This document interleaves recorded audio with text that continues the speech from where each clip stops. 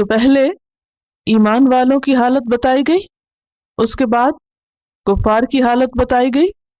ایمان والے مکمل طور پر اللہ کے آگے سبمٹ کرتے ہیں، کفار ریجیکٹ کرتے ہیں، صاف انکار کرتے ہیں، اور منافقین اوپر سے اقرار اور اندر سے انکار کرتے ہیں۔ منافقین کی بڑی بڑی علامات کیا ہیں ان آیات میں؟ سب سے پہلی آیت کے اندر دیکھیے کہ ان کی کس بات کا پتہ چلتا ہے۔ 8 نمبر آیت میں کیا بات پتہ چلتی؟ وہ اپنے ایمان میں سچے نہیں ہوتے، یعنی ان کا ایمان قابل اعتبار نہیں۔ آیت نمبر 8 سے کیا پتہ چلتا ہے کہ ان کا ایمان قابل اعتبار نہیں، کیونکہ وہ صرف زبان سے ہے، دل سے نہیں۔ ٹھیک ہے، سب سے پہلی پہچان تو یہی ہے نا منافق کی، کہ اس کا ایمان درست نہیں۔ آیت نمبر 9 کیا بات پتہ چلتی ہے؟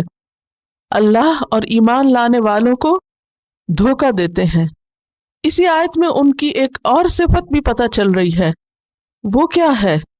آیت نمبر 9 کو غور سے پڑھیے، اور اس میں آپ دیکھیے کہ منافقین کی ایک صفت تو دھوکہ دینا بتائی گئی، دوسری کیا ہے؟ شعور سے خالی ہوتے ہیں۔ وما یشعرون، خود سے بھی آگہی نہیں۔ تو منافق کے اندر سیلف ریئلائزیشن نہیں ہوتی، اپنی پہچان بھی نہیں ہوتی، اپنے اعمال کی بھی خبر نہیں ہوتی اس کو۔ ذرا رک کے سوچئے، کیا سمجھ میں آئی بات؟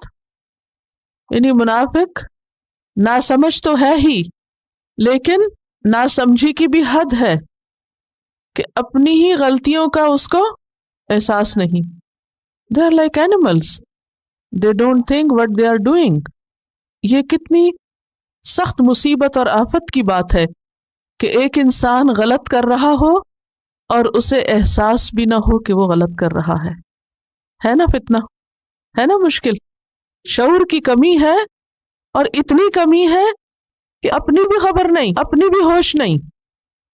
وَمِنَ النَّاسِ مَن يَقُولُ آمَنَّا بِاللَّهِ وَبِالْيَوْمِ الْآخِرِ وَمَا هُم بِمُؤْمِنِينَ يُخَادِعُونَ اللَّهَ وَالَّذِينَ آمَنُوا وَمَا يَخْدَعُونَ إِلَّا أَنفُسَهُمْ وَمَا يَشْعُرُونَ فِي قُلُوبِهِم مرض فزادهم الله مرضا ولهم عذاب أليم بما كانوا يكذبون وإذا قيل لهم لا تفسدوا في الأرض قالوا إنما نحن مصلحون ألا إنهم هم المفسدون ولكن لا يشعرون